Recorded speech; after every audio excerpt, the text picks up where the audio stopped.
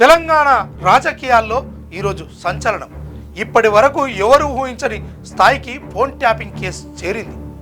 గత బీఆర్ఎస్ ప్రభుత్వ హయాంలో అక్రమంగా ఫోన్లు ట్యాప్ చేశారన్న ఆరోపణలపై కొనసాగుతున్న సిట్ విచారణ ఇప్పుడు నేరుగా మాజీ ముఖ్యమంత్రి కె చంద్రశేఖరరావును తాకింది.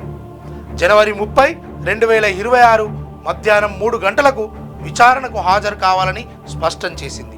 అయితే వయస్సు కారణంగా పోలీస్ స్టేషన్కు తప్పనిసరిగా రావాల్సిన అవసరం లేదని నోటీసుల్లో స్పష్టంగా పేర్కొన్నారు.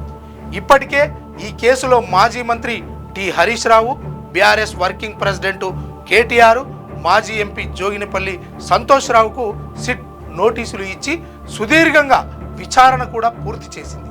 ఈ ముగ్గురి విచారణలో వచ్చిన అంశాల ఆధారంగానే ఇప్పుడు కేసీఆర్కు నోటీసులు జారీ చేసినట్లు విశ్వసనీయ వర్గాల సమాచారం.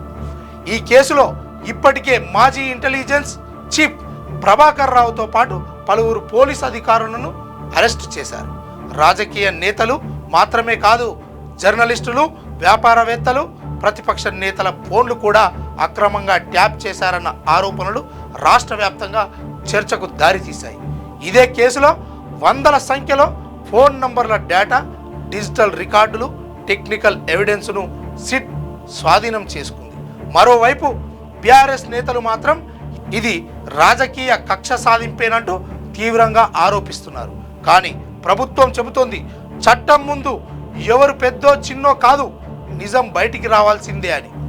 ఫోన్ ట్యాపింగ్ కేసు ఇప్పుడు రాజకీయ ఆరోపణల దశను దాటి చట్టపరమైన కీలక మలుపులోకి ప్రవేశించింది. మాజీ సీఎంను విచారించనున్న సిట్ నిర్ణయం తెలంగాణ రాజకీయ భవిష్యత్తుపై ఎలాంటి ప్రభావం చూపుతుందో ఇప్పటికే ఉత్కంఠ మొదలైంది. మీ వ్యాపారం అభివృద్ధి కావాలని కోరుకుంటున్నారా? అయితే వెంటనే క్యూనస్ని సంప్రదించండి. Schools, colleges, banks, shops, office promotions, land promotions, political promotions, restaurant promotions, hospital promotions, పుట్టినరోజు వేడుకలు, శుభకార్యాలు, వ్యాపారాలు ఏవైనా, సందర్భం ఏదైనా ఇప్పుడే క్యూనస్ ద్వారా తెలియజేయండి. మీ వ్యాపారాన్ని అభివృద్ధి చేసుకోండి.